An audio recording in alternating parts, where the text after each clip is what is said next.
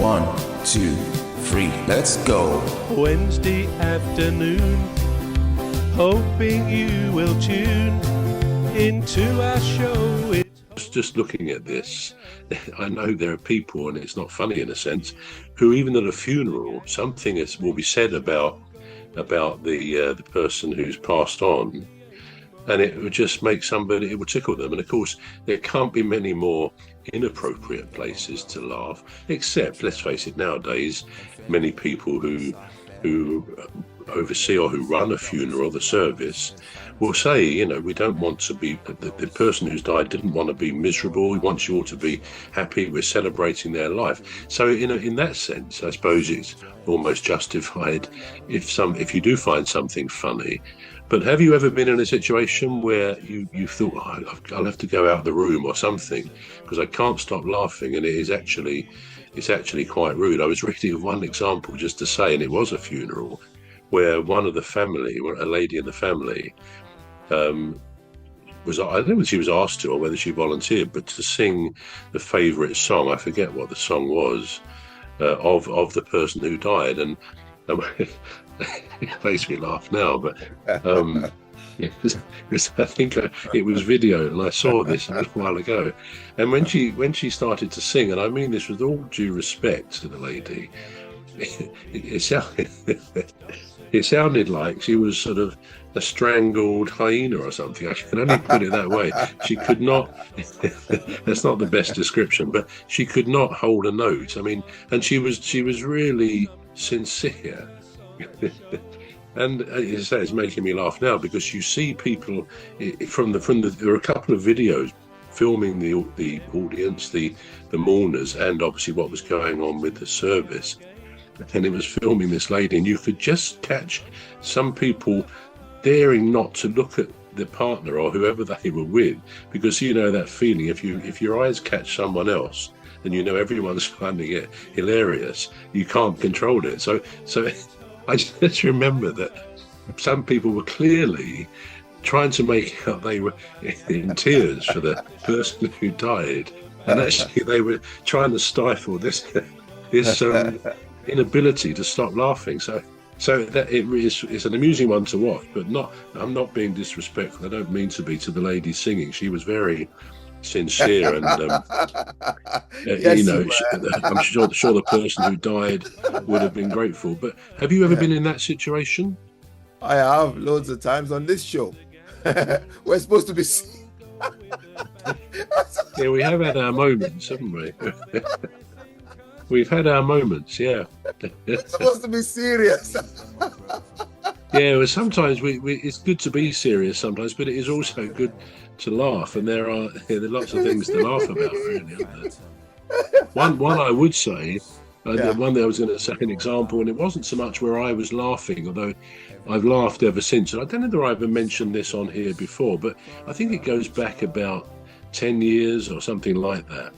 And I was we were out for the day with my Kimberly and Lucy, and they were obviously, I guess they were young teens at the time.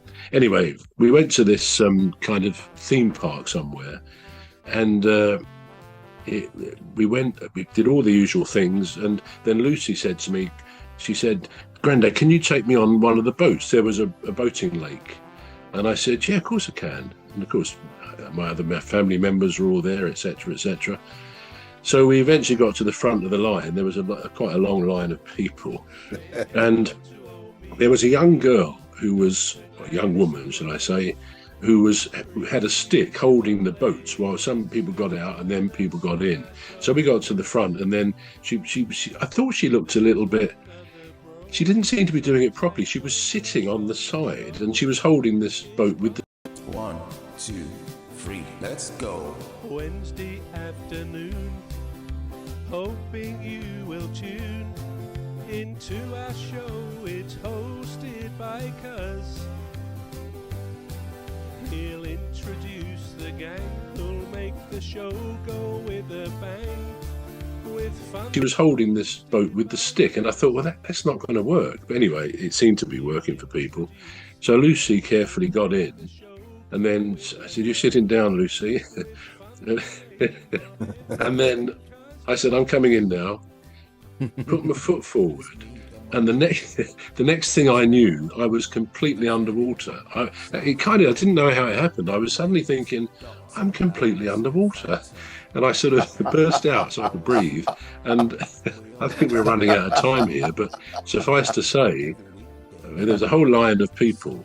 And as I sort of got out, and I suppose you try and make out, well, actually, I did that deliberately, as if. Anyway, I got out, obviously, in a complete state. And anyway, quite quickly, an official came and said, come with me. And she walked me round past the long line, and people were trying to stifle laughs. I could see they were trying to be respectful. And anyway, I went to this place where they gave me some spare clothes, which I wore while they dried my clothes in their heater or whatever.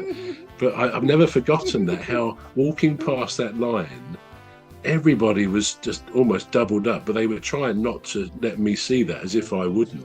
And I was walking by with this lady, as if, it's every day of the week. I walked by completely drenched, having been in a boating lake.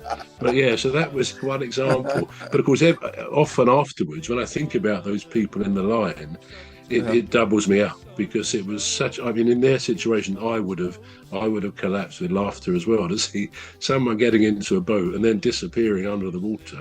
So that's something I've never forgotten.